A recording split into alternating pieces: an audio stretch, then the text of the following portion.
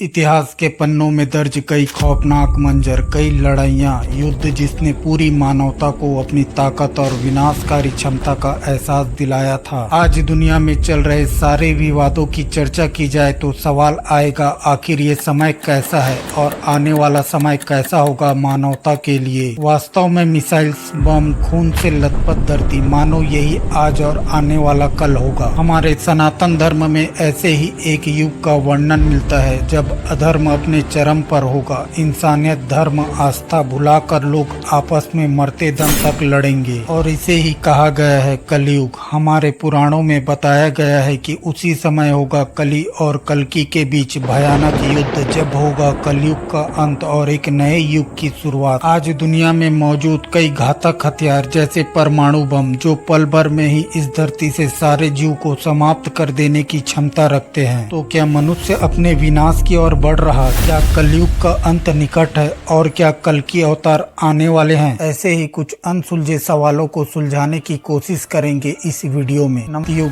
त्रेता युग, द्वापर युग और कलयुग, चार युग एक चक्र की तरह हैं, जो एक के बाद एक पुनः अपना स्थान बनाते हैं, जिन्हें कहा जाता है महायुग। इन चारों युगों की आयु अर्थात अवधि और मनुष्यों का स्वभाव कैसा होगा? सतयुग लगभग 17,28,000 वर्ष, जिसे सत्य और धर्म का युग माना जाता है। सतयुग में धर्म अपने पूर्ण स्वरूप में होता है। लोग सत्य, अहिंसा और धर्म के मार्ग पर चलते हैं। देवताओं और ऋषियों का प्रभुत्व वाला यह युग सबसे लंबे अवधि का होता है। त्रेता युग 12,96,000 वर्ष, इस युग में धर्म का पतन आरंभ होता है, जहां सत्य, त्रेता और द्वापर में विभाजित हो जाता है। इस युग में नैतिकता और धर्म का महत्व बना रहता है, परंतु इसमें कुछ कमी आने लगती है। धर्म और अधर्म एक ही दुनिया में मौजूद इसी युग में रामायण की घटनाएं घटित होती है, जहाँ भगवान श्री राम ने अधर्म और असत्य का नाश करने के लिए रावण का वध किया। द्वापर युग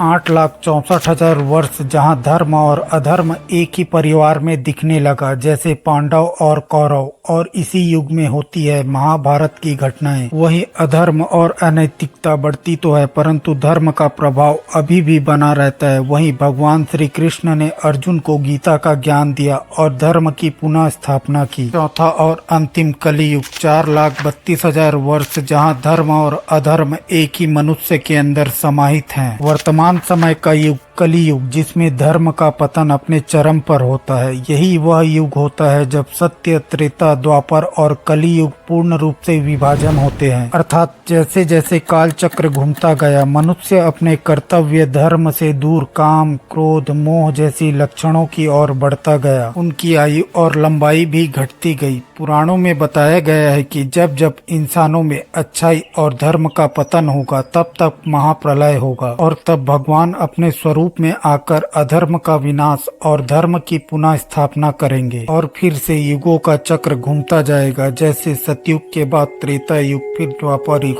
और कलियुग, पुनः वापस सतयुग। क्योंकि पुराणों में वर्णित युगों को हमें समझना इसलिए जरूरी हो जाता है कि मनुष्य अपने धर्म के रास्ते से धीरे धीरे कितना दूर होते जा रहा, अर्थात पुराणों में वर्णित मनुष्य के चरित्रों में कितना बदलाव आया। यहाँ पर कलयुग की आयु 4,32,000 वर्ष बताया गया है, अर्थात अभी सिर्फ 5,125 वर्ष ही बीते हैं, अर्थात 4,26,875 वर्ष शेष हैं। कलियुग के विषय में पुराणों में संपूर्ण वर्णन मिलता है। जैसे लोग पूजा पाठ करना छोड़ देंगे, चोर प्रवृत्ति के लोग शासन करेंगे, माता पिता का निरादर करना, चोरी डकैती आम बात होगी, लोग तामसिक भोजन जैसे मांस, मदिरा आदि का सेवन करने लगेंगे। और आज हम अपने चारों तरफ ऐसे ही परिस्थितियों को महसूस कर सकते हैं। भगवान श्री कृष्ण के अपने मनुष्य रूपी शरीर को त्यागने के बाद और राजा परीक्षित को मिले श्राप के बाद ही कलयुग का आगमन हो गया था। परंतु पुराणों में ये भी कहा गया है कि प्रत्येक युग की तरह कलयुग में भी भगवान विष्णु अपने 10वें अवतार यानी कल्कि अवतार में अवतरित होंगे और वे पुनः अधर्म को धर्म की राह पर लाएंगे। तो आखिर कौन है कल्कि अवतार? क्या वर्णन मिलता है पुराणों में? जैसा कि वर्णन मिलता है, भगवान विष्णु अपने 9 अवतार अब तक ले चुके हैं, जिनमें सतयुग में हुए 4 अवतार मत्स्य, नरसिंह,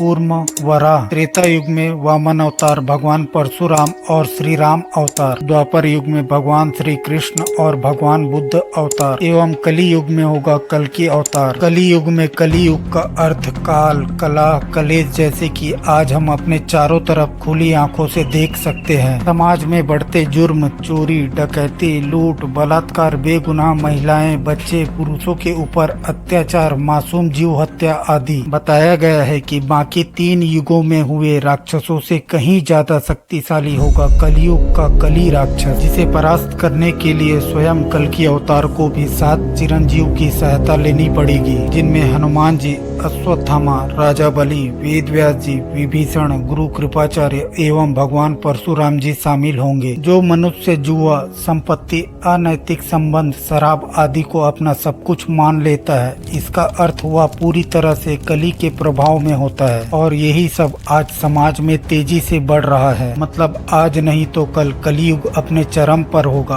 और इसीलिए भगवान श्री कृष्ण ने गीता का उपदेश देते हुए अर्जुन से कहा था, यदा यदा ही धर्मस्य ग्लानिर्भवति भारत, अभ्युत्थानम धर्मस्य तदात्मना सृजामह्यम, परित्राणाय साधुना विनाशाय च दुष्कृताम्, धर्म संस्थापनार्थाय संभवामि युगे युगे। अर्थात जब अधर्म की हानि होती है तब मैं अवतरित होकर साधु सज्जन मनुष्य की रक्षा करता हूँ, दुष्टों का नाश करता हूँ, अधर्म को मिटाने और धर्म की रक्षा करने में अवतरित होता हूँ। श्रीमद् भागवत महापुराण के 12वें स्कंद के अनुसार संबल ग्राम मुख्यस्य ब्राह्मणस्य महात्मना भवने विष्णु यश कल्कि प्रादुर्भव विष्यति। अर्थात संबल ग्राम में विष्णु यश नाम के एक ब्राह्मण होंगे जिनका हृदय बड़ा उदार और भागवत भक्ति पूर्ण होगा। उन्हीं के घर भगवान कल्कि पुत्र रूप में अवतार लेंगे। वहीं कल्कि पुराण के अनुसार बताया गया है कि संबल नामक ग्राम में विष्णु यश और माता सुमति के घर में भगवान कल्कि पुत्र रूप में जन्म लेंगे, जिनके गुरु होंगे भगवान परशुराम।